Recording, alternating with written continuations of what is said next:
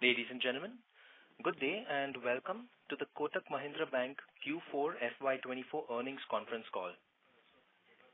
As a reminder, all participant lines will be in the listen-only mode. There will be an opportunity for you to ask questions after the presentation concludes. Should you need assistance during this conference, please signal an operator by pressing star and then 0 on your touchtone phone. Please note that this conference is being recorded. I now hand the conference over to Mr. Ashok Vaswani, Managing Director and CEO of Kotak Bank. Thank you, and over to you, sir. Thank you. Thank you so much. Absolutely delighted to be here today with the entire team. I realize it is Saturday evening, so truly appreciate your time with us this evening. Along with me on this call, I have Shanti and then, of course, Devang, our Group CFO, and all the other members of the management team. Today, actually, we have a pretty busy schedule, and I thought we'd cover 3 important matters. Number 1, Devang will walk us through the financial numbers for the quarter and the year. I hope you'll agree that they are pretty impressive numbers. I've asked Shanti to cover the highlights of the bank, and as a departure from the past, I'd like to shine the spotlight on one of our businesses, and for this quarter we picked the capital markets business. This is something I thought I'd do every quarter to give you a very good sense of the totality of the group. After the numbers, second agenda item, I do want to talk to you about the RBI order and its implications. And then 3, I thought I'd share with you my broad level thinking on the strategy for the Kotak Group going forward. As a management team, we've already spent a lot of time on this, and at least directionally, the way we are going, I'd like to share that with you today. Post that, of course, we'll open up for Q&A. And for starters, let's go to Devang and let Devang take us through the numbers. Devang, please. Thank you, Ashok. Before I start the results, I would like to express my deep gratitude to Jaimin Bhatt for building this function on foundation of trust and transparency. I intend to carry forward this legacy and look forward to interacting with each of you. Let me start with the consolidated numbers first, which we disclosed earlier today. We ended this full financial year with a profit of 18,213 crores, which is 22% higher than what we did in FY23. Profit for the quarter at the consolidated level was 5,337 crores, which is about 17% higher than the same quarter last year. Our consolidated customer asset is about 4,79,000 crores, which is roughly 22% higher than last year. Our capital adequacy at group level, 21.82%, which includes CET1 itself of about 20.72%. We have redeemed the preferential capital during the Q4, so our CET1 is pure equity. ROE at consolidated level of 15.08 and ROA at 2.66% for the full year. Starting with the bank, which contributes about 75% of our consolidated profit. For the full year, the bank clocked PAT of 13,782 crore, up 26% over last year. This year we added 93 lakh customers, of which 24 lakh customers added during the last quarter. At the bank standalone level 2, we have a capital adequacy now of 20.55 with CET1 of 19.25%. For the quarter, bank clocked ROA of 2.97% with full year ROA of 2.61%. Bank customer assets grew by 20% to 4,23,324 annually with a Q4 growth of 6%. During Q4, we completed acquisition of Sonata Microfinance towards the end of March. Some info about Sonata. Sonata Microfinance is based out of Lucknow and has a branch network of about 610 branches in about 155 districts centered around UP, MP, Bihar and North India. This actually complements with our earlier acquisition, which was largely based out of South. and you will see the results of Sonata getting into the next year's performance. Our CASA now at 45.5%. Total deposit for the year grew by 24% YOY, with TD Sweep product, which we relaunched in May, growing at 102% YOY. SA growth continues to be challenging. NIM for the bank for full year, 5.32%, almost same as last year, with 5.28% for the Q4 24, up from 5.22 in Q3 on higher earning asset yields. Fees and services saw a robust growth of 25% in FY24 versus what we did a year ago. Operating costs increased by 21% compared to last year. We continue to spend about 10% of our total operating expenditure on information technology.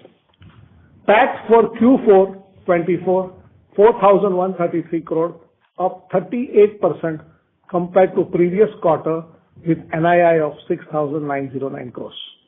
This quarter we saw a favorable order with respect to income tax. This enabled us to reverse some tax provision of about 200 crores besides interest on refunds.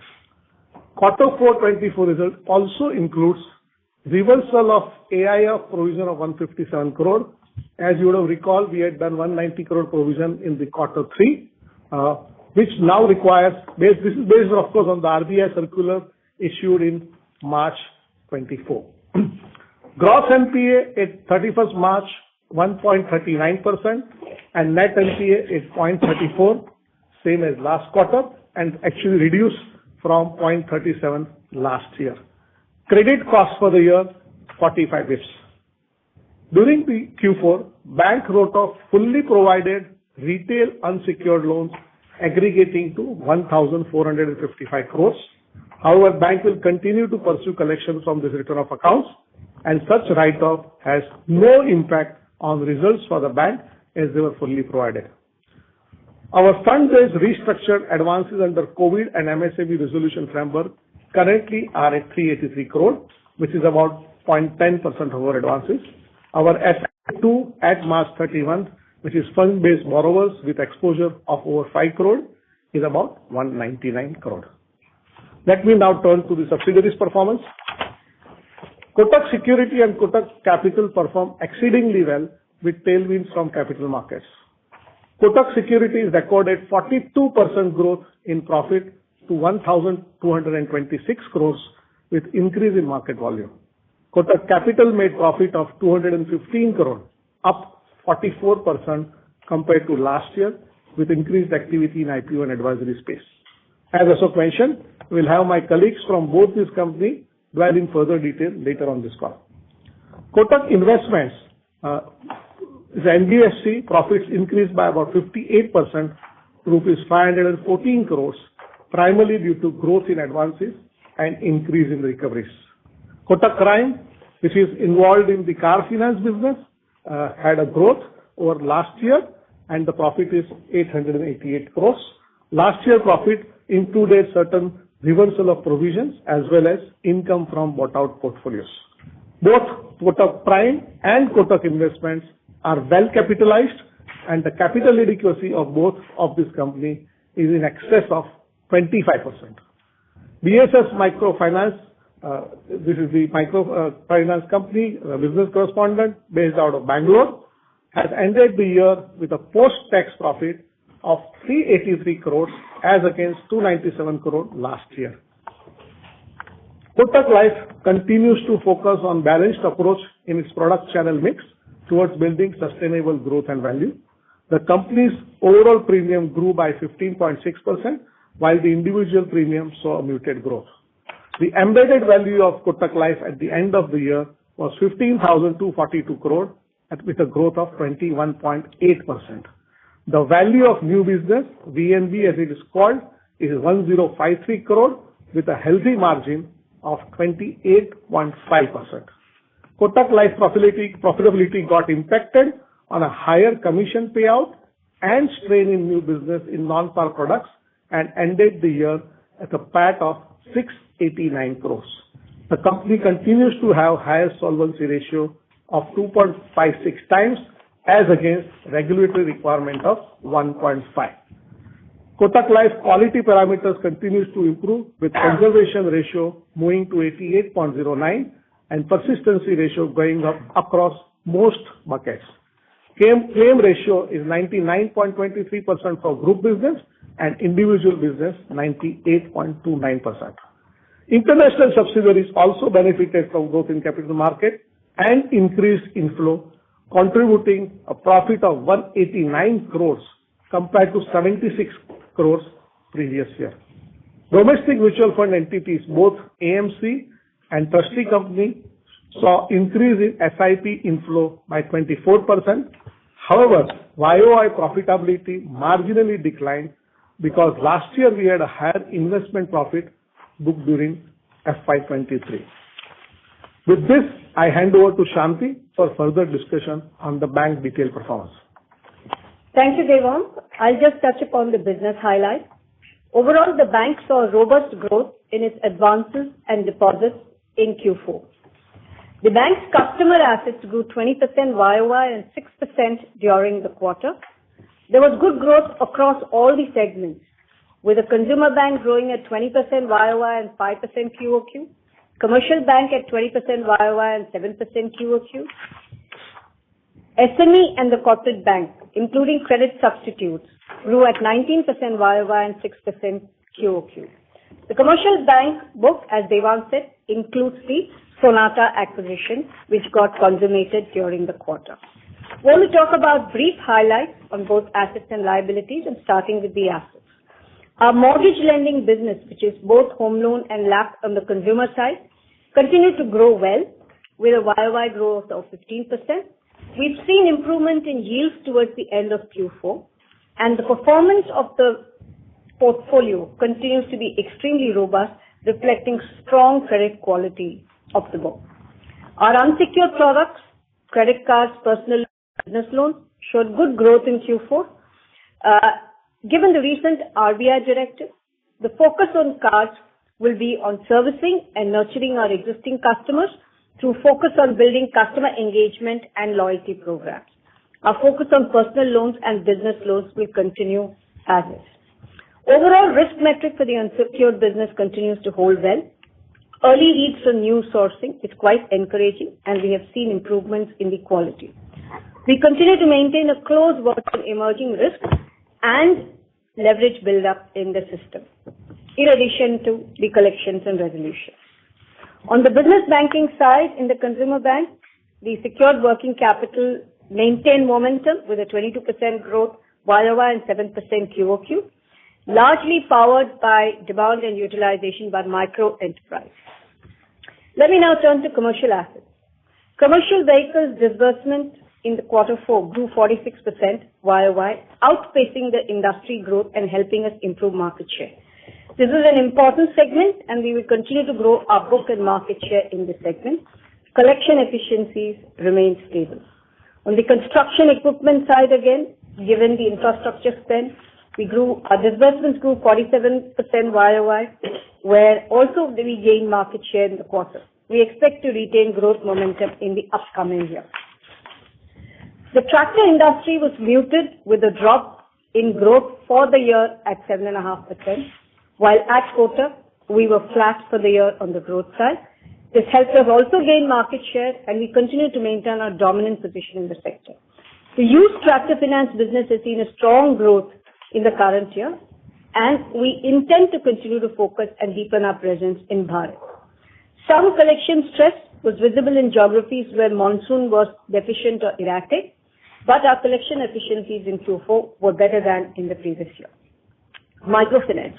Our microfinance business has reported a healthy growth in advances of 31% YOY. With the acquisition of Sonata in March 24, our presence has now increased to 16 states through a network of 1,400 BCs, and we have a customer base of almost 27 lakh women borrowers. Sonata is now 100% sub of the bank and will act as a business correspondent by the microfinance business.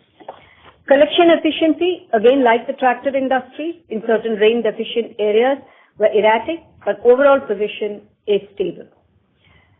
We are focusing on integrating Sonata into the group and strengthening our operations and making investments in technology for greater controls. Let me now turn to the wholesale bank. This quarter, we saw strong credit offtake from almost all our segments across large corporates, multinational financial institutions, driven by higher NTB additions and deeper penetration. Our real estate book saw strong disbursements in the latter part of the quarter. We remain bullish on this sector given the strong sales and collections and are actively trying to increase our business penetration across commercial and residential sector. The mid-market and SME, which is where we focused on, grew faster from the rest of the segments. In mid-markets, we onboarded twice the number of customers in this year as compared to last year. Majority of the mid-market business is focused on working capital and flow-based businesses. SME also, we witnessed increase across key matrices of assets, fees, acquisition of NTBs, and witnessed a record number of NTBs during the year. We continue to see profitable lending opportunities in the infrastructure space selectively. Our book is predominantly weighted towards higher rated sponsors and borrowers in certain sectors like renewables, roads, hospitality, and other allied sectors. Intense competition on pricing continues across the large conglomerates as well as the large corporates. Fee growth was healthy in this quarter, driven mainly by our debt capital market syndication business, where we had very good traction on a few large deals in infrastructure, real estate, and NBFC space. Overall, portfolio metrics remain excellent with negligible credit costs. Let me turn to liabilities. Total deposits showed a robust growth overall at 24%, YOY and 9.9% QOQ. On the consumer side, retail TD showed strong growth aided by Active Money, which, like Devang mentioned, on a YOY growth grew at over 100%. The bank energized its effort to integrate current and savings account into its consumer asset customers, presenting a complete suite of banking products to our asset customers. Our savings showed 5% average growth in the quarter on a YOY basis, and currents grew at 3% on the retail side. Term deposits showed a strong average growth of 35% in the quarter on a YOY basis. Wholesale liabilities, which is current account largely, grew even though custody flows were muted. This was an account of focusing on higher share of customer flows and transaction banking in the corporate segment. Our trade assets grew very well in this quarter, 13% quarter on quarter, driven by domestic trade. Our digital offerings through FIN and our offerings on tax remittances showed good adoption rates. With a complete launch of new and scalable CMS platform, we witnessed robust scale and better customer experience. We have seen significant increase in market share of our capital market and IPO transactions on the escrow side, and our specialized processing teams and enhanced focus on regulatory compliance.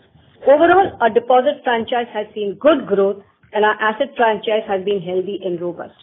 On the private banking side, we have had a good traction on client acquisition, and our customer AUM has grown by around 50%.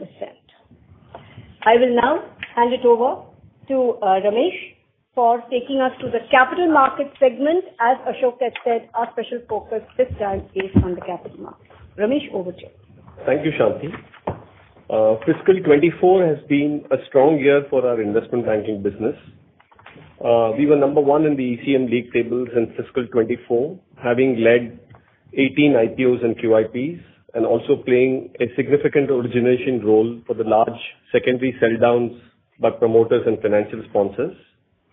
Some of the notable deals that we did in the equity space were the IPO of Mankind Pharma, the QIP of Cholamandalam Finance, and the secondary sell down, which were large in Embassy, Mankind, Five Star, Astra DM, amongst many others.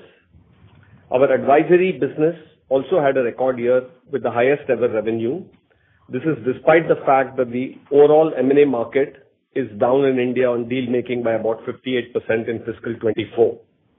Some of the notable deals on the advisory and M&A side we did this year were the sale of Glenmark's API business to Nirma, Tata Consumer's acquisition of Capital Foods, and the $1 billion merger of Suven Pharma and Cohance, among others. We achieved a total revenue of about 432 crores, almost all of this in fees, translating to a growth of 33% over last year. Q4 was a record quarter for us at the investment bank, with a revenue growth of close to 83% over last year. Given the strong performance, our profits for fiscal 24 were higher by 44% over last year, with a profit before tax of 277 crore and a profit after tax of 215 crore. Our pipeline for fiscal 25 at this moment continues to be robust. I will now hand over to Shripal Shah, who is a Kotak veteran and who has just taken over as the MD and CEO of Kotak Securities. Thank you, Ramesh. I'm absolutely delighted to be here in this earnings call for the first time and interact with you all. I'll be talking about performance of Q4 and FY24 for Kotak Securities. For the Q4 FY24, our total income rose by 78% to rupees 1,214 crore, up from rupees 682 crore in the corresponding quarter in FY23, primarily driven by substantial growth in cash market volume in the industry. For the entire FY24, total income is up by 33% at rupees 3,982 crore compared to rupees 2,986 crores in previous years. In terms of profits, for the Q4 of FY24, our profit after tax stood at rupees 378 crore, which has more than doubled from rupees 182 crore in corresponding quarter in FY23. For the full year FY24, the PAT is up by 42% at rupees 1,226 crore versus rupees 865 crores for FY23. I am happy to say that this is the highest ever profit reported by Kotak Securities in its history. In terms of market share, we maintained our cash market share for FY24 at 10+%, while our derivative market share increased sharply to 12.6% from 9.2% in FY23. In the quarter, we enhanced our newly launched Neo platform with a host of new features and new products on that. This includes the introduction of Neo Mutual Fund platform, simplifying user journeys and enhancing accessibilities. We also introduced InstaTrade, which provides quick trading solutions by offering chart, option chain, positions, orders, and P&L all in one screen. Additionally, we launched our IPO module to improve the order placement journey and expedite application processing. We actually rolled out one of the best plan in the industry, a pricing plan called Trade Free Pro, which is offering very competitive pricing on margin trade facility products in terms of interest rates and delivery brokerages. With this enhancement, Kotak Neo remains the preferred choice for our clients, accounting for nearly 86% of the firm's total executed orders and 86% of the new accounts opened in Q4. Our institutional equities business registered a stellar growth in revenues and maintained its leadership position in both cash and derivative segments. Kotak Institutional Equities continued to add new global and domestic clients to its franchise. It also showed very strong performance in distribution of IPOs, QIPs, open offers, and execution of block trades and maintained its leadership position. With this overview, I will now pass it over to Ashok for further updates. Thank you. Thank you, Shripal. I hope you got a good sense of not only the quantitative aspects of our business, but also some of the qualitative aspects of our business and, of course, the spotlight on the capital markets. Let me move head on to the RBI order. On April 24th, we received an order from the RBI directing us to stop, 1, onboarding of new customers through our online and mobile banking channels, and 2, issuing fresh credit cards. Needless to add, we take every communication from our regulator very seriously and have complied with the directions with immediate effect. For the sake of complete clarity, let me share that there is absolutely no impact on our existing customers across all channels. We've been seeking guidance from our regulators on building resiliency of our technology platforms and on enhancing the experience for our customers. We are totally committed towards building world-class technology infrastructure and giving best-in-class customer experience. Consequently, for the immediate, we've stopped digital onboarding of new customers and fresh issuance of credit cards. This has primarily affected acquisitions in 811 and our credit card business. 2, we've developed a plan to mitigate the impact on these businesses. The plan focuses on protecting our existing customer base and deepening relationships with them. 3, we are accelerating the execution of our technology strategy to achieve resilience, appropriate capacity, and to meet regulatory data cybersecurity standards. As you well know, we've been on this journey for the last 2-3 years. We have made a number of very senior hires, significantly augmented the internal tech team, and invested heavily in improving our risk and reliance. Year on year, our tech spend has grown by 30% and is now at over 10% of our total OPEX. However, our efforts have fallen short of the expectations of the regulator. This, in our view, is on account of, number one, that tech changes take time to play out. And number two, demand is growing at an ever-increasing pace. These have therefore required us to step up our efforts on both fronts. In terms of the financial implications, as you're aware, for both 811 and credit cards, we have the J-curve impact in year one. This is obviously offset by the incremental tech spend. So while there is a loss in customer acquisition momentum, the overall financial implications are limited. We are in ongoing dialogue with the RBI on seeking their guidance in meeting the expected outcomes. If I can now ask you to set aside the RBI order, we'll come back if you have any other questions on it, but just take a big step back and let's talk a little bit about where and how this management team wants to take the Kotak Group. It is not new news that the Indian economy is doing well and that the Indian economy is predicted to continue to do well over the next 5, 10, 12 kind of years. That's not new news. The Kotak platform is very, very well positioned. That too is not really new news. These are the strong tailwinds for us. It's also very, very clear that our number one priority is to get to business as usual as quickly as possible. But during this period, we also want to take a little bit of time and think strategically and think ahead. What are the things that we don't want to change at all? What is it that we want to tweak as we kind of go forward? There are two things that I'm very clear we are not going to change. It is in our DNA to deliver healthy returns with a well-calibrated risk appetite. This is not going to change. However, the market is evolving, things are changing very quickly, and therefore from a Kotak perspective, as I look out into the Indian market, a couple of things strike me. Technology, as all of you know, is rapidly changing industry, changing the way we live, changing the way we communicate, the way we work, and stuff like that.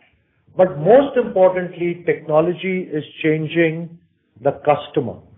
The customer's outlook, the customer's exposure, the customer's expectation are all changing.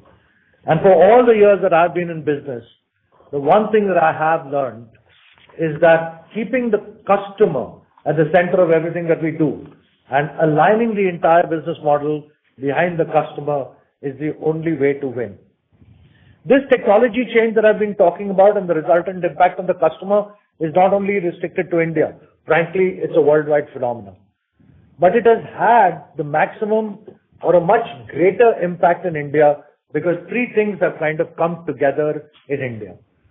The first thing that's happened is a tremendous amount of push by the public sector and how the government of India has built an unparalleled digital infrastructure. Two, the cost of telephony and data in India is about the cheapest compared to anywhere else in the world. And these two factors have therefore resulted in an adoption curve by the Indian consumer at an unprecedented level.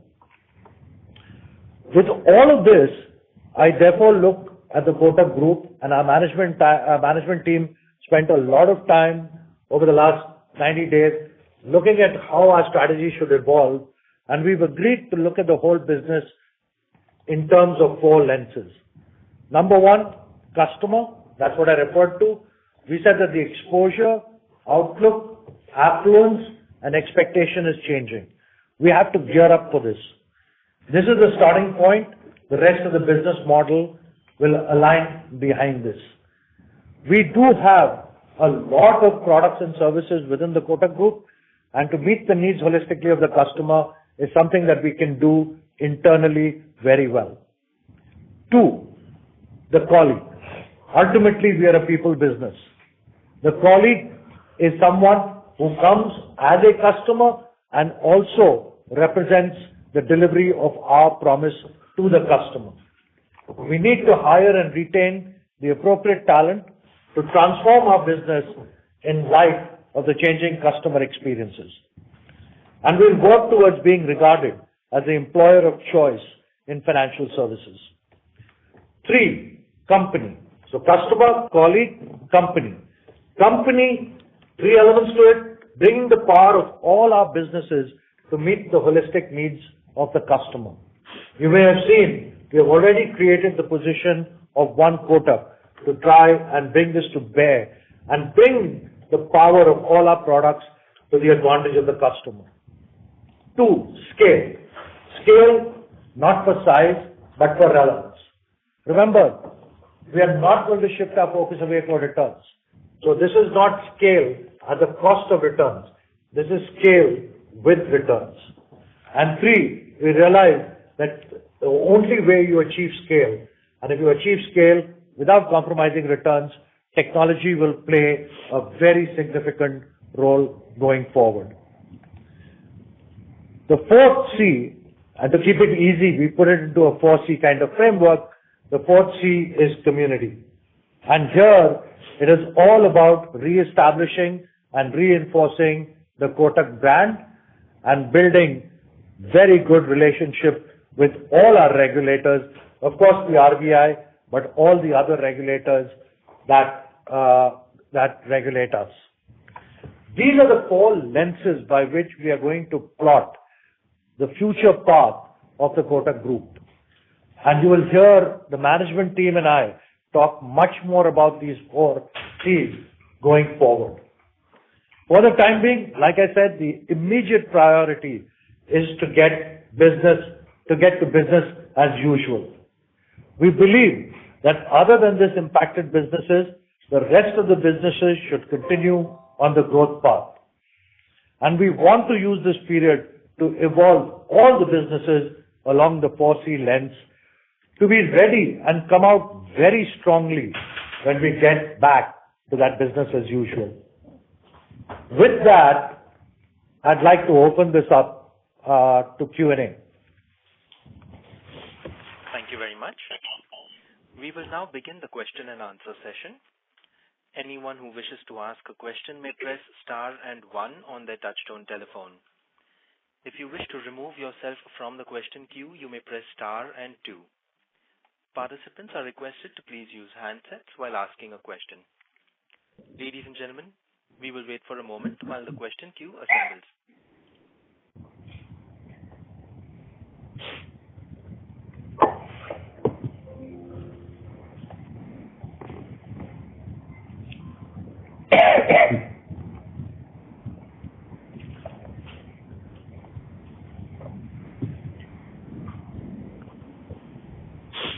The first question is from the line of Chintan Joshi from Autonomous. Please go ahead. Hi. Thank you for letting me ask the question. Can I ask three, please? The first one is on the RBI actions. You have indicated that there should not be a meaningful impact on growth.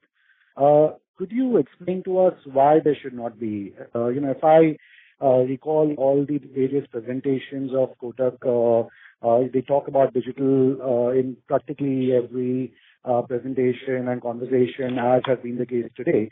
And if digital has been a strong onboarding driver, then there should be some impact.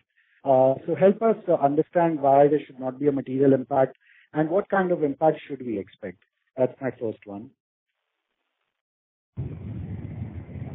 You said you had three, right? You want to go with the three, or do you want me to answer this one first? Yeah. No, I can ask all of them. The second one is on the fourth point you mentioned about scale. If I think about Kotak, the underwriting has been extremely strong over a very long period, almost industry leading. But that's come with a sense of conservatism where, Kotak has not been ambitious enough to take market share, whereas some other private sector banks have. Can you comment on, are you committed growing faster than the major private sector players? And I'm focusing on the private sector, not the system. And then the final question is a detailed one. Could you give us a sense of how cost of funds and yields on loans have evolved in this quarter and how the competitive dynamics have evolved in this quarter? Okay, thank you.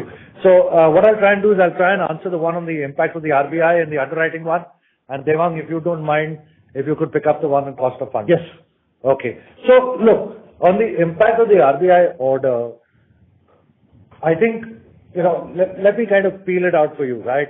Number one, what the order says is that all onboarding on mobile and digital channels, new customer onboarding is what the RBI has said that you should stop. And two, they've said that the credit cards should be stopped. Okay? Now, depending, of course, on how long it takes to get back to business as usual, that will have a major impact. But if you say that on an annual kind of basis, the area which really gets impacted, or the two areas which really get impacted, are 811 and credit cards. Yes, we do a lot of other business digitally, but it's not so much like in the corporate bank. We do a lot of stuff digitally when the customer wants to do cash management or when the customer wants to do transactional banking. But that is an existing customer. The onboarding of the customer in either the private bank or the corporate bank or the commercial bank, a lot of it is not entirely digital. It actually involves a fair amount of assisted journeys or, where people are kind of involved. So, and also we can continue with digital journeys to existing customers. So an existing customer taking on a personal loan or an existing 811 customer taking on a new fixed deposit. That is not affected. So the only thing that is affected is new customers in credit cards or new customers in 811. Now, in both these businesses, as we've always been disclosing, and credit cards, this is a worldwide phenomenon. In year one, there's a J curve. In year one, the cost of acquisition exceeds the revenue that you make. And therefore, in year one, in both these businesses, acquisition actually is a drag, right? So in year one, you will actually have a financial benefit. Now, the offside to this is going to be incremental technology spend. Obviously, like I said, our number one priority is to get back to business as usual. We're going to step up our efforts to get that. And therefore, I'm saying that if you take the offset of the two, the impact is actually minimal. Now, what exactly that number will be is hard to tell. Back of the end, it's only been 7 days since we got the order, but back of the envelope math would tell you somewhere between 300 to 450 crores kind of number, right? Now, it's very back of the envelope. It has lots of assumptions baked in as to the timing, but that's the way we are kind of thinking about it. Can I move to the underwriting side? On the underwriting side, look, I think right now, if you think about it, India's economy has been doing really, really well. Really well. Okay? If you look at what's happening in the industry and look at loss rates and stuff like that, post the COVID provisions, it's really been a Goldilocks period for the last 2-3 years, at least since COVID. Now, all of us know that credits go through cycles. At this point in the cycle, to go out and get aggressive on credit, I don't think is a smart thing to do. We have always been prudent. We will continue to be prudent. We have continued to gain market share. We will continue to gain market share, but we will do it smartly. We are not going to go for a wholesale change in risk appetite. Not so early on, right? We will continue to grow the business. We will grow the business. We will seek to grow the business faster than competitors, right? And we feel particularly good about our corporate business and the promise that it holds. We'll continue to kind of grow that. But right now, I'm not sure we feel comfortable about making a wholesale change in our risk appetite. Devang, you want to take the question on cost of funds? Yes. Yeah, thanks, Ashok. Before you go there, can I just come back on a couple of items? So in terms of impact on growth, understand corporate won't get impacted. Mainly it's retail in the unsecured space. Should this be like would you put a ballpark number around the drag? Like, is it going to be like a 2% drag or a 5% drag on growth? Or like, is there any quantifiable way we can think about it? And yeah, thank you. I made it easy for you. I gave you a number. I just want to add to what Ashok said. You asked about digital transactions. We always have said 95% plus savings comes through our mobile and net channels. They're all existing customers. Term deposits, a whole load of products are all existing customers. I think credit cards will get impacted. That impact is calculated in the number that Ashok has talked about, despite a J curve. Some small amount in personal loans, but that we will make up through, assisted as well as physical journey that we have, because we can continue to sell around our branches and to our existing customers. Okay. Coming to your question on cost of fund, the way we look at cost of fund, I think it has essentially three components. It has basically the deposit mix, the duration of the deposit, and I think the alternate source of funding. So if I take each of them, the deposit mix clearly with the challenges in the low-cost deposit of CA and SA is moving towards term deposit. To address that, obviously we introduced the innovative product, as you know, in May, which is the Active Money, which is a quasi-TD product, where the cost of deposit is marginally higher than the SA, but lower than the TD. In terms of the deposit duration, most of the deposits have repriced over last year. And on the alternate source of funding to fuel our growth, we are obviously actively pursuing refinance as well as infrastructure bond financing. All put this together, yes, the cost of fund will move up. However, it will not be at the same pace and will be far gradual than the rise what we saw during the current year. Thank you. In fact, our view on interest rates is reasonably stable. We've seen deposit rates stabilized over the last few months. We'll have to see how it goes from a demand supply as well as external rate movement perspective. Yeah. Thank you. Thank you. Ladies and gentlemen, in order that the management is able to address questions from all participants in the queue, we request you to please restrict your questions to 2 per participant. The next question is from the line of Kunal Shah from Citigroup.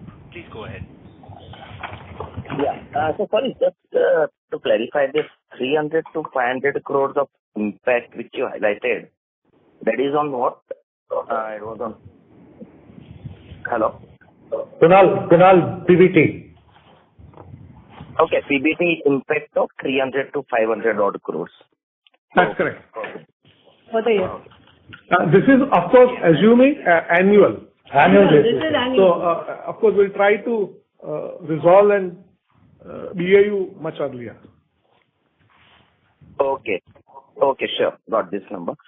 So broadly, this takes into account maybe the overall moderation on the unsecured side that's there. But in terms of our guidance, which has always been like taking unsecured towards mid-teens at 15 odd %, now how do we see that in the near future? And secondly, in terms of the branch expansion, maybe we still have been highlighting that we want to go more digitally rather than the physical branches. With this kind of restrictions, is there a change in a way we would be approaching the network expansion plan? Yeah. Hi. To take your question on the unsecured loans, I think our trajectory remains same. We continue to aspire for mid-teens as we have committed. And as you know, unsecured loan consists not only credit card, it also includes personal loans, retail microfinance with this acquisition of Sonata and the growth of microfinance, obviously, and business loan. All of that are included. So our aspiration and target towards achieving mid-teens continues. On the branch side, I will request Virat to respond. Look, in terms of network expansion, yes, for last 2 years, last year we did close to around 150 branches. Even this year we are scheduled to do more than around 150 branches. From that perspective, I think we believe network will expand. We will gradually expand the network as we go forward. We also will look at it and evaluate as we go forward. But as far as the moderated expansion of the branch network is concerned, we will continue to expand as we go forward. Our aim, just to add to what Ashok said, the number one priority is to see how we can focus on the risk, resilience and capacity and get back to BAU. But we still believe that our branch strategy will be calibrated. We will continue to roll out branches and focus on the gaps and the needs of the customers. And digital will also continue to be a key peg to drive as we come back. Yeah. So maybe when we look at it in terms of this 300 to 500 crores kind of PBT impact which we had given, there is not much built in with respect to the OPEX except for the technology investments which would be accelerated or front-loaded to resolve the issue. Not much on the overall OPEX side is what we believe we will have to incur. No, Kunal, I think let me explain. This 300, 400 crore when we say, it is a combination of additional IT spend which we'll have to do. Second thing, also the financial impact of the two businesses which we mentioned, 811 and credit card. And as Ashok mentioned, especially on 811, in the year of acquisition, normally the cost of acquisition is higher than the revenue. So the J curve is there. So actually we can end up having some saving. On credit card, yes, there will be some impact. So it's a culmination of all these three put together is the number which we said is 300, 400 crore. Yeah. It also, the IT spend also, let me explain, it may be reprioritization of some of the spend which we have estimated. So it need not necessarily be an incremental, but we have estimated certain amount, and I think as we go along during the project, we will have more final details coming out of this. Also, Kunal, look, as a management team, we are very, very committed to mitigating this. And really, if you think about it, our focus is going to shift, at least during this period, from acquisition to deepening of customer relations, right? And if we get that right, when we come out of this and get into business as usual, the kicker that it can give could be quite significant. So we've done this rough back of the envelope maths, but obviously our effort is to try and mitigate as much of it as possible. Sure. And any comments on timelines?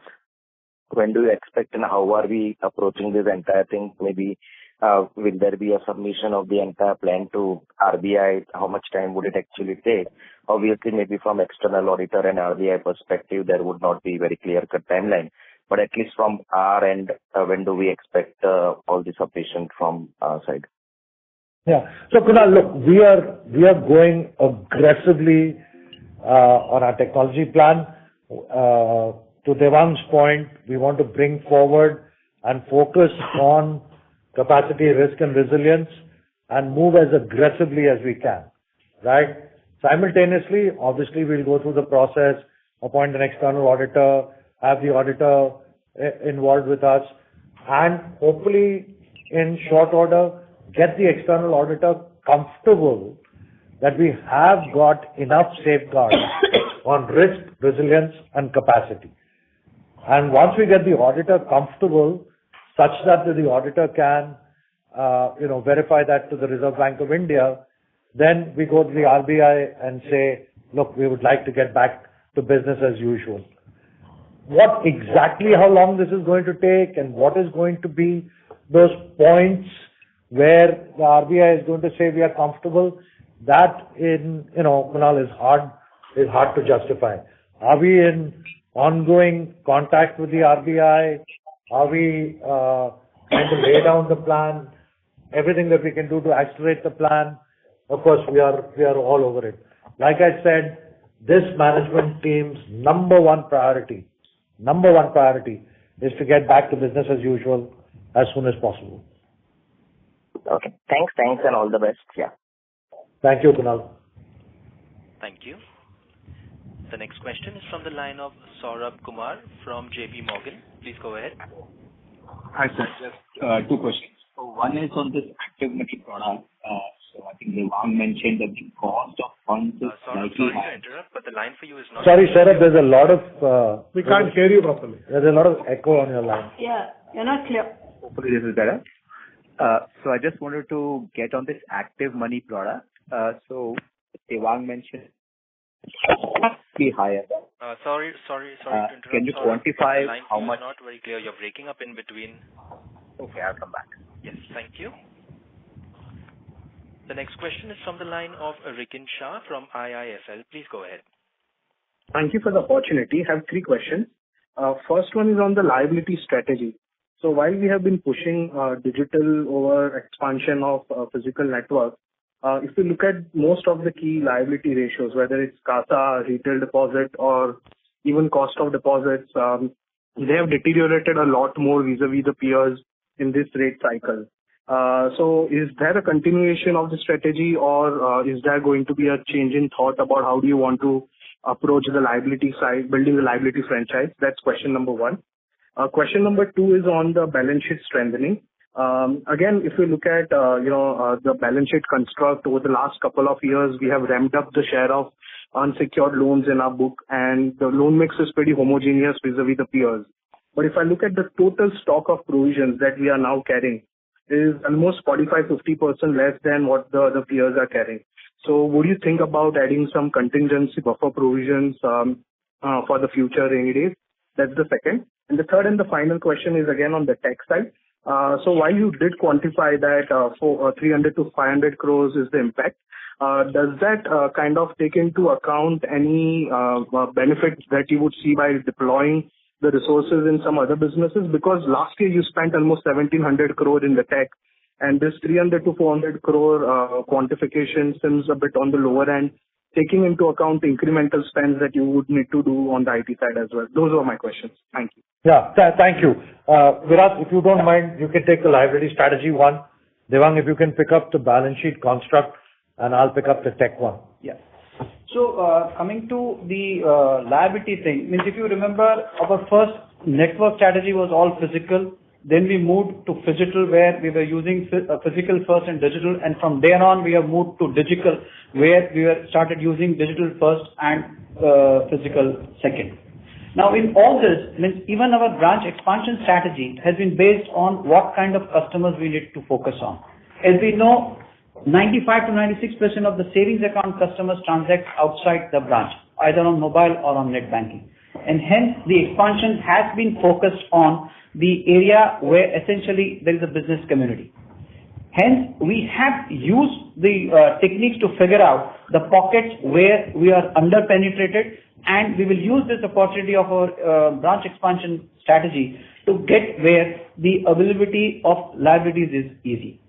So from that perspective, we will follow that. Means we have already set certain segments that we will focus on, and that's what we call, say, salaried segment, which is one of the key segments that we are chasing. Now, these are the ones who give us stable deposits. So all in all, we will cover all corners to make sure that the liability growth is robust. In this higher interest rate scenario, we know the CASA could be in challenge, but I think focusing completely on active money not only gets us the deposit, in that sense, but it also helps us to get new customers who eventually leave some money in their CASA accounts. So that also means while the number in active money is significantly higher, it also helps us to get some kind of liabilities from the customers. So I think this is something that we are moving forward on. I think about 3 to 4 months back, we even started doing the reverse, whereby asset-led acquisition means earlier we were in a model where we were acquiring liability customers and then selling assets. Now we are gradually trying to shift where even when we sell assets, we want to get the wallet share of those customers on the liability side. So there are quite a few things which we are working on to make sure that the liability growth is robust. Coming back to your question on unsecured loan and provisions, I think as I said, we continue to aspire for what we had said about achieving unsecured loan in mid-teens. However, having said that, I think we believe that unsecured loan, we need to look at the risk-reward relation and not necessarily only the provisioning part. And if we look at today, the credit cost of unsecured loan vis-a-vis the yield on that, we are well within the acceptable parameters of risk-reward relationship. As far as the provisioning is concerned, we have been conservative. Any unsecured loan which is overdue over 180 days is 100% provided. After that, our net NPA ratio is comparable at 0.34%.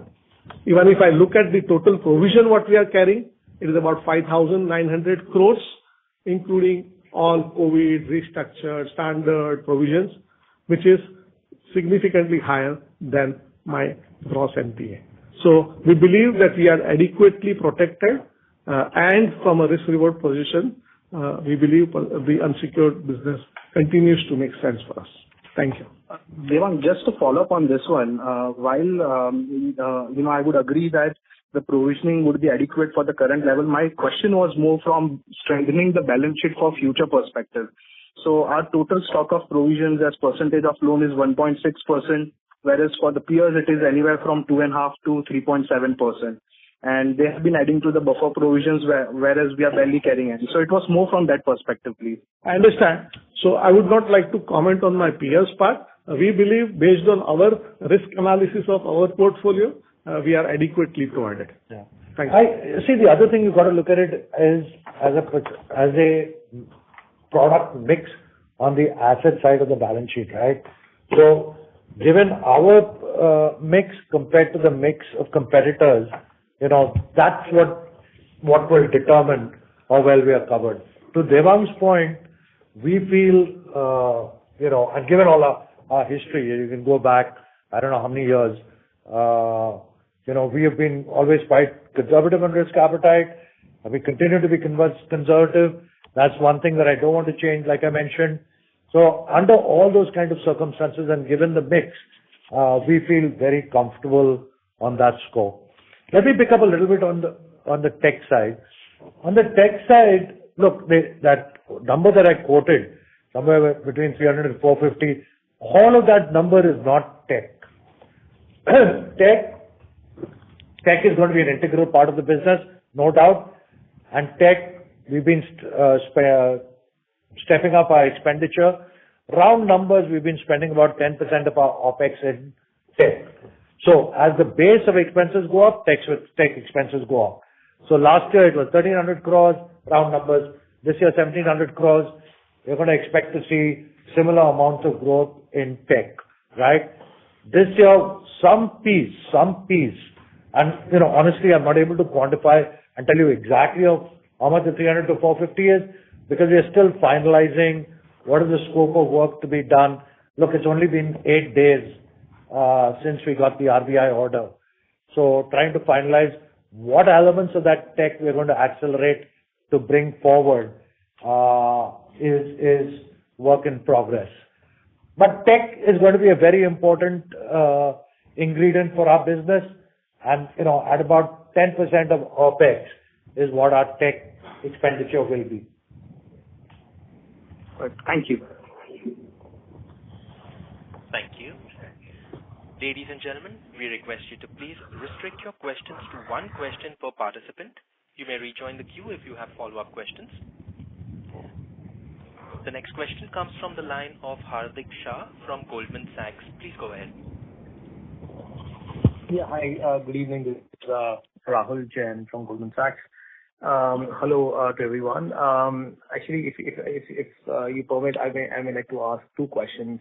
One is, Ashok, you laid out your thought process about how you would like to take the bank forward from the lens of 4 Cs, if I heard it right. But just to also think about the quantitative figures, what milestones do you set out for yourself, or like us to think about, both in terms of profitability and growth? Particularly in growth, given that the bank is just about 1.5-2% market share, has got huge opportunities ahead of itself, and has been investing top dollar in digital, as you articulated. The brick and mortar, we feel that could have been done a lot more.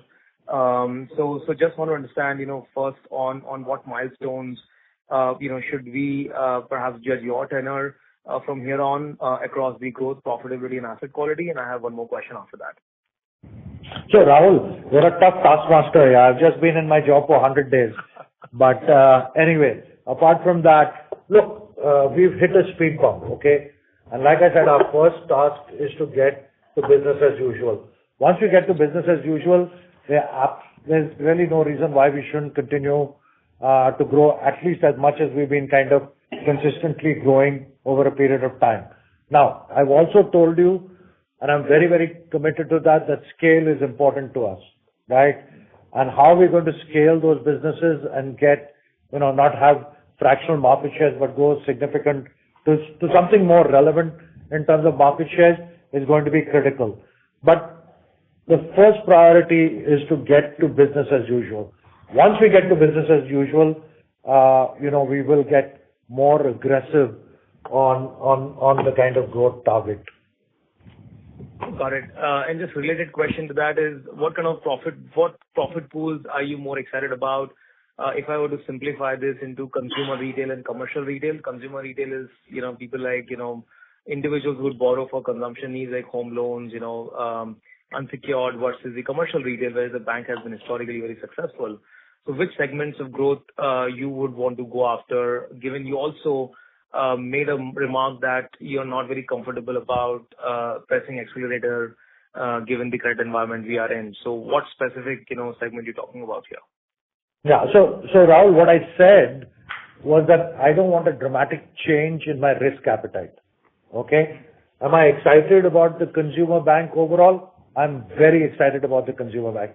Am I excited about our private bank? I'm very excited about our private bank business. The capital markets business, Ramesh just took you through it, right? That's doing really, really well. Institutional equity is doing really, really well. Kotak Securities, really, really well. Corporate bank, really nicely poised to kind of grow. Tractor finance, we've got a great kind of market share. All of these businesses where we've got already well-established platforms and we've got well-established processes, those are the areas where we will push the accelerator and grow quite aggressively. We kind of focus on those areas and really grow. SME is another area where, I think we can get significant amounts of growth. We're going to, over a period of time, obviously this whole RBI order has consumed a lot of management bandwidth. But over a period of time, come back and say, like, for these segments, what is our proposition? and how are we going to go after these propositions in a very big way. Got it. The second question was on human capital. We've, of course, been seeing and hearing about, a lot of changes that have taken place at the senior level, at the mid-management level. For the kind of growth opportunity you're talking about, how well-placed you are, how far you are from adequately staffing the bank. And of course, you had one high-profile departure also. Would that have any impact on the bank's performance, or you've got the bench already set up to, capture the opportunities? Yeah. So Rahul, look, of course, the press plays up the kind of departures, but nobody takes into account that, we can have a very strong bench strength, right? Today you've heard Devang. Devang has been groomed by Jaimin, taken over. He's the group CEO, CFO. Shreepal, he's kind of, taken over Kotak Securities as the CEO, and kind of, Jaideep has moved into a new role, right? And look, Manian is a friend of the firm. Manian was with Kotak for 29 years. Manian has played a very critical role in building out of Kotak. Yes, Manian had certain aspirations. He wants to go and do things in other parts of financial services. That's absolutely fine, right? And we sincerely wish Manian the very best. I obviously haven't worked so closely with him, but in the 4 months that I worked with him, I really enjoyed working with him, and I sincerely wish him the best. My colleagues around the table, of course, know him much, much, much better, and they too sincerely wish him the very best. These things will evolve over a period of time. There will be people who will retire. There will be people who will choose to do different things. The good news is that for the most part, we have the bench strength, right? Even with, Manian walking away, we've got, Aishwarya, Paritosh, Manish, Ramesh, all of them kind of just stepping up into those roles. And, once you get to meet them, you'll see the bench and the depth on the bench. So I feel very comfortable with that. There will be certain areas where we'll have to, induct new talent. Things change, people change. But I think that's a natural course for business. And frankly, honestly, with the kind of team that I'm sitting with today, am I losing sleep over this? The answer is no. Got it. Very helpful. Just one last question on unsecured loans. So we have, of course, seen slippages increase, through the course of this year. And this quarter also, it has sort of, further inched up. Now, of course, it's not very dramatic, but still I wanted to ask you, how far are we from the normalization in the unsecured, credit risk? Is there some more way to go? I mean, the slippages will further inch up from here, or we are kind of near where the normalized, run rate should be? See, you said unsecured, basically the losses there have increased, and are we normalizing and so on, okay? Yeah. What I'd like to emphasize is that we are very comfortable in terms of our positioning vis-a-vis unsecured, okay? It's not that our credit losses are beyond our risk appetite, or we are beyond what we've seen in the past, or there is something to worry about, okay? So overall we are comfortable. The position as we see it in terms of delinquencies, early delinquencies, book delinquencies, all of that is looking perfectly fine, okay? But we are very watchful because, as Ashok had said initially, we've been through an extremely benign credit period. So one has to be extremely watchful of this portfolio, but currently we are very, very comfortable. Got it. And is there any impact of Sonata acquisition across numbers, meaningful impact on the numbers from Sonata acquisition across the line items? Sonata, sure. So I think Sonata acquisition was done in the last week of March. So no meaningful impact in the numbers. But as I said, as we go forward, it will happen. Got it. Thank you so much, and thanks for being so generous with the time. Thank you. Thank you, Rahul. Thank you, Shyam. Thank you. Ladies and gentlemen, at this point, we request you to please restrict your questions to one question per participant. The next question is from the line of Roshan Chutki from ICICI Prudential Mutual Fund. Please go ahead. Yeah, thanks for taking my question. Essentially want to understand the IT spending bit a little more. How much of it is fixed and how much of it is variable?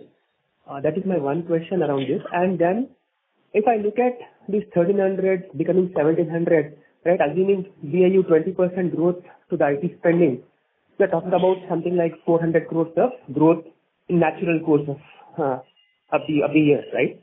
But on top of it, because the other two businesses, the 811 and the credit card business, are going to have positive savings out there. Are we going to spend more like 400, 500 crores on top of this 400 crores of growth that we are talking about as a BAU? So, let me try and answer this question, okay?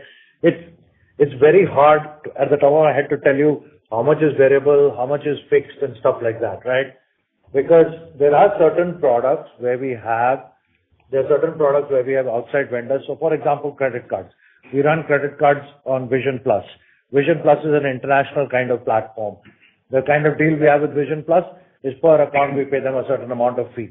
That's one example in cards, right? Obviously, when the product processor is in-house, like let's say Pinnacle, on which we run the whole liabilities business or the corporate business or some aspects of the commercial business or 811, there it is more in the range, in the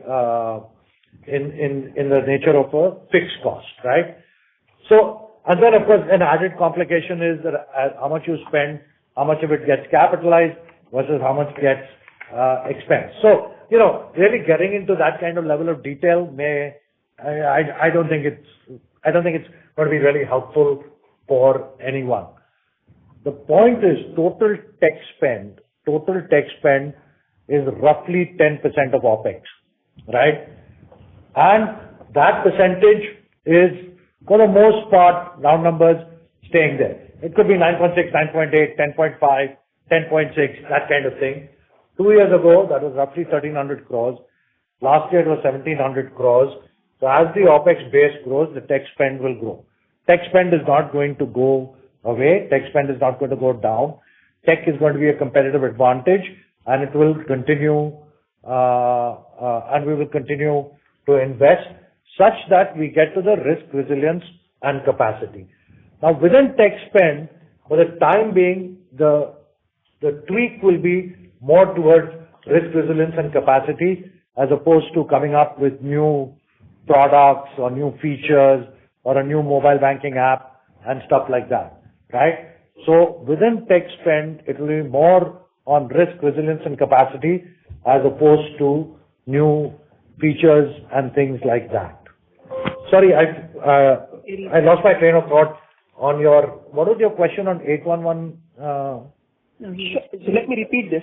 So what I was trying to allude to is, you're talking about an impact of 350 to 400 crores on PBT, right? Now, yes. There are clearly positive cost savings from 811 and the credit card, which means IT spending is going to go up by more than 400 crores, right? That's logical. No, please. Look, I said the total estimate is somewhere between 300 to 450 crores. On the positive side of the column, you're right, acquisition cost for 811 and credit card on an annualized basis will be a positive. You're right that the negative will be some offset of technology spend. But in a business like credit cards, even existing customers, right, spend, what happens to the spend, what happens to the revolve, what happens to, keeping the teams in place in all other areas. There are other expenditures as well. The balancing figure is not entirely technology spend. There will be some incremental technology spend, but that will not account for the total amount of 400 crores. It will be far less than that. Understood. I'll take this offline. Thanks. Thank you. Thank you. The next question is from the line of Abhishek Murarka from HSBC. Please go ahead. Yeah, hi, good evening, and thanks for taking my question. So I just wanted to talk about customer acquisition that you were doing through 811. And when I look at your numbers from last year, FY23, you acquired, I think, 8.5 million customers. FY24, you acquired around 8.8.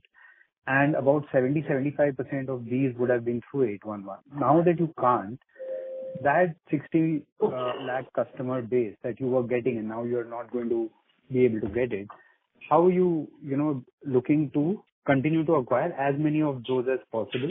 That's point one. Point two, to attract them, will you have to increase your term deposit rates more than competition? Or, when those transactions are going to branches for onboarding, will you have to staff your branches with more people, and will this push up OpEx?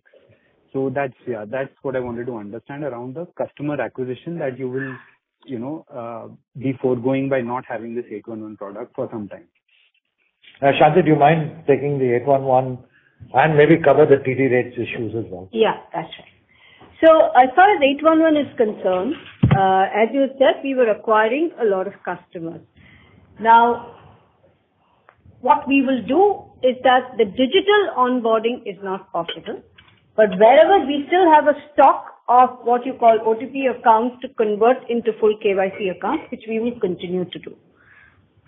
We will have to stop our acquisition till such time we come back. But what we will do is we have about 2.5 crores of existing 811 customers. Because we were acquiring so aggressively, our cross-sell ratio still remains small because of the denominator impact. So we're going to focus on 3 things. Increase the deepening of the base. Second, prepare our journeys when we come back so that on the product, we've launched a new app, as you may have seen, and that's still a lot to be done on that, and get ready for when we come back. The impact will not be on this year because we'll actually have a saving on the acquisition cost, but the impact on some of it could come in the following year of customer acquisition as we look at it. Yeah. So we've done the math, and it is a part of what Ashok talked about in terms of the number that he talked about of the impact. But we will do a number of things to protect, to transform, to do while we wait for the green signal to come back.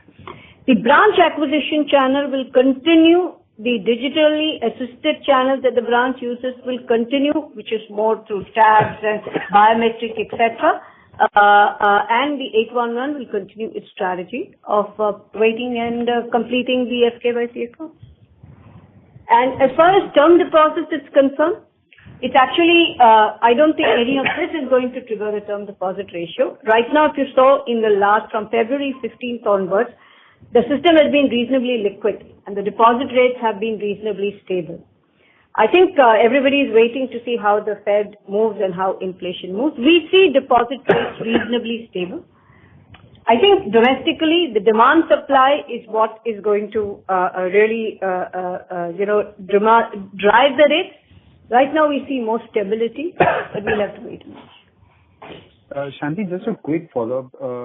Would you have to increase the capacity of branches because more of these transactions will now have to be executed at the branch rather than on the app or on the mobile app? Existing customers, there is no restriction for execution of transactions on the mobile. Whether it is our branch customers, whether it's an 811 customers, they can continue to do their payments, book their term deposits, buy a personal loan, everything through the mobile and net channels even today, and they don't have to go to branches for any of their services. No, sure. But this is for the new customer. So new customer onboarding will have to be done at the branches. So will you have to increase capacity for that? No, we have a field sales force for 811 who will take care of the new customer. Our number of customer acquisition will slow down because we were doing it through digital direct DIY journey, right, which is not permitted. So the number of customers we will acquire in 811 will go down, right, which will be handled whatever we need to do by the sales force, field sales force that 811 currently has. Yeah, so Abhishek, put a different way, 811 acquisitions, to Shanti's point, will come down. The focus is going to be on deepening the relationship. And if we are able to do the deepening of the relationship and be able to do it with a beautiful customer journey, can you imagine how powerful that becomes when we get back to business as usual, right? That would be a massive kick up for the entire franchise. And therefore, we are spending a lot of time on saying, okay, let's get that kind of journey right. Sure. And so this does not lead to any kind of slowdown in deposit growth in the medium term, right? Or in the near term? Not at all. Marginal, yeah. Got it. Thank you so much for that clarification. And all Thanks, Abhishek. Thank you. The next question is from the line of Saurabh Kumar from JP Morgan. Please go ahead. Hi, sir. Just wanted to confirm one number. Basically, your total customer asset growth for next year should broadly be similar, 20-odd%, and your incremental deposit accretion for next year would actually not be that high versus this year, right? These are the three things I was wanting to confirm. We've not given any forward guidance. Devang. So I think we need to understand number of customer and the growth in the value. I think what we are all saying is the 811, while the number of count is significantly high, in terms of the value, it doesn't, contribute significantly or materially on the value side. So, yes, while there will be a reduction in the customer acquisition count at 811, I think to meet the funding requirement of the balance sheet, we will have enough avenues to get the alternate source of deposits from the alternate customers and borrowing channels. Okay, but I was talking more from customer assets, total customer assets. You've grown 20%. That's 400 basis points over system this year. Would you be still confident of achieving that? Yes. As we have maintained that we always aspire to be 1.5 to 2 times the nominal of the GDP growth, which we continue to grow that. Okay. Thank you. Thank you. Ladies and gentlemen, we will take that as our last question for today. I would now like to hand the conference over to Mr. Ashok Vaswani for his closing comments. Over to you, sir. So, first of all, thank you so much. It's a long evening. It's already well past 7 o'clock. So truly appreciate your time with us.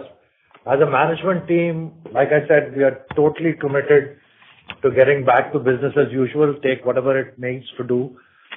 We will isolate the other businesses and keep them on the growth trajectory that they've been. As far as the businesses which have been deeply affected, have been affected, 811 and credit card, we are developing mitigation plans.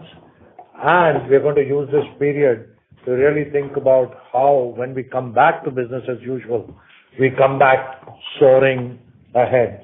I look forward to obviously keeping you all posted on developments.